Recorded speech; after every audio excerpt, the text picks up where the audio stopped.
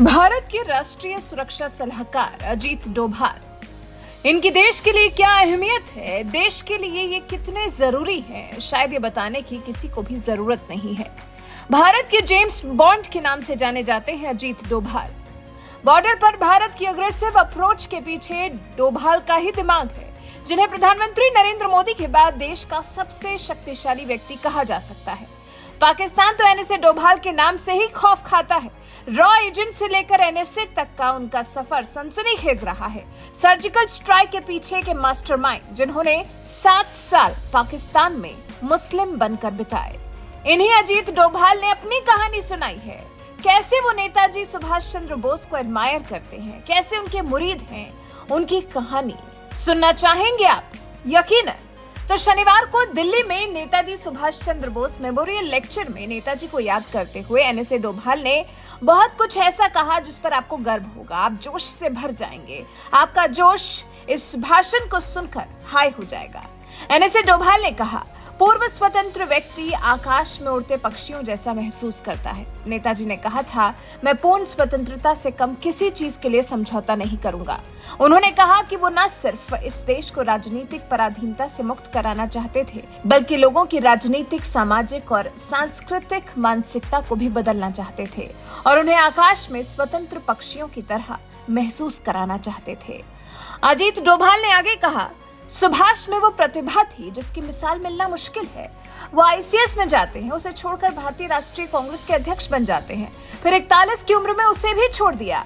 कोई अन्य नेता ऐसा नहीं है जो वास्तविक रूप से उनकी बराबरी कर सके। आगे फिर भारत के राष्ट्रीय सुरक्षा सलाहकार ने नेताजी सुभाष चंद्र बोस के बारे में ऐसी भी बातें बताई जिनके वो कायल हैं। डोभाल कहते हैं, सुभाष बोस के गुण हैं जो मुझे लगता है कि उन्हें सबसे अलग करते हैं। क्या है वो गुण, आप एनएसए डोभाल से ही सुन लीजिए। First, he had the audacity. He was a very audacious person. He had the audacity, was seen right when he was in the presidency college, and he could take the cudgels with his British principal. He had the audacity to go to London, appear for the ICS, and then say, he was ranked very high. And then hand over this thing, he said, when he was asked that, well, what will be your biggest consideration and importance in life? He says, my nationalism. And then he wrote his resignation letter and came back. He had the audacity to challenge Gandhi, but Gandhi was at his prime. Gandhi had a political career, he was this thing, who was a leader for whom probably there was no this thing that when Gandhi wanted to support Pattabhi Sitaramaiah to be the Congress president, and Subhash Bose had an overwhelming support and a majority of the people. But then he resigned. Because he had the reverence for Gandhi. He said, I respect you. I don't stand in the way. He had the audacity that when he came out, he started the struggle afresh. He was expelled. He was no more in the Congress. He had resigned from the Congress.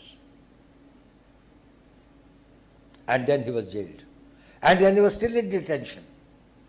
And while in detention in those days, he decided that, well, let me escape from India. So getting into an attire of an Afghan, quite difficult for a Bengali to do that.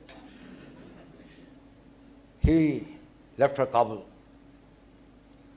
The resources, the money, every logistics that you require for such ventures is not that easy.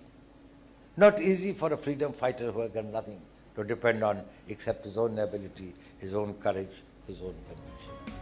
Netaji Subhash Chandra Bose के इसी साहस के कायल हैं NSA Ajit Doval.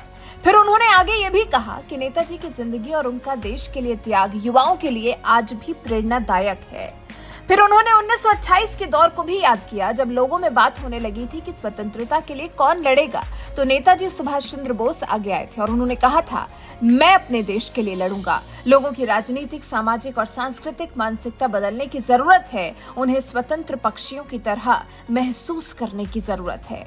यकीनन ये सब सुनकर आपके मन में नेताजी सुभाष चंद्र बोस के लिए और श्रद्धा, उनके लिए और सम्मान भर गया होगा। नेताजी थे ही ऐसी शख्सियत, और जिस तरह से देश के राष्ट्रीय सुरक्षा सलाहकार अजीत डोभाल ने खास मौके पर उन्हें और उनसे जुड़े किस्सों को याद किया, उससे लग रहा है जैसे युवाओं में और ज्यादा उत्साह भर गया।